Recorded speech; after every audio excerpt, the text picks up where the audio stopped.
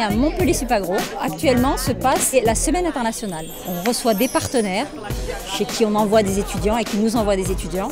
Et on a profité de ces 2 jours donc pour faire aussi le forum des mobilités. On accueille donc tous les étudiants qui souhaitent faire une mobilité, qui sont en première année, qui aimeraient partir, ou tous ceux qui sont déjà partis, qui aimeraient partager leur expérience à l'international.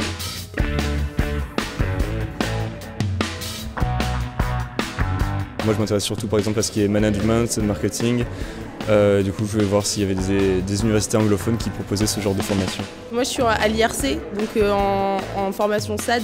Donc c'est l'agronomie pour le développement dans les pays du Sud. Et donc d'être dans des pays du Sud pour apprendre l'agronomie, je pense que c'est intéressant. Les étudiants qui sont partis en mobilité expliquent à ceux qui voudraient partir en mobilité ce qu'ils peuvent se trouver dans les universités où ils sont allés. Ils posent des questions sur les cours qu'ils peuvent prendre, mais ils posent aussi des questions sur la vie au jour le jour. Est-ce que la vie est agréable? Est-ce que c'est difficile de trouver un logement? Le coût de la vie, voilà, c'est le genre de questions. La différence entre quelqu'un qui part et quelqu'un qui n'est pas parti, c'est la transformation. C'est quelque chose qui se passe en nous. C'est des étudiants qui, pour la première fois de leur vie, se retrouvent loin de leurs parents. Et on voit des gens qui partent et qui reviennent 6 mois après, ils sont transformés. Pour la suite des événements, c'est-à-dire leur emploi, c'est très important.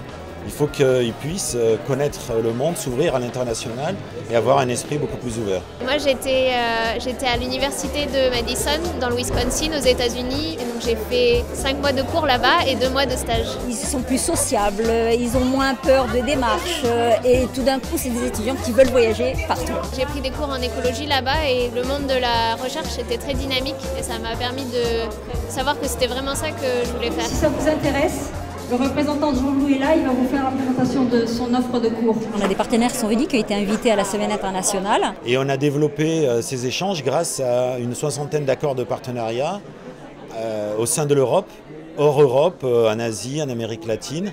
Et ça se développe de plus en plus. On a la Thaïlande en nouveau partenaire potentiel. On a un stand de l'université de Kyoto. Students from here coming to Kyoto University will give a lot of things to our students in Japan.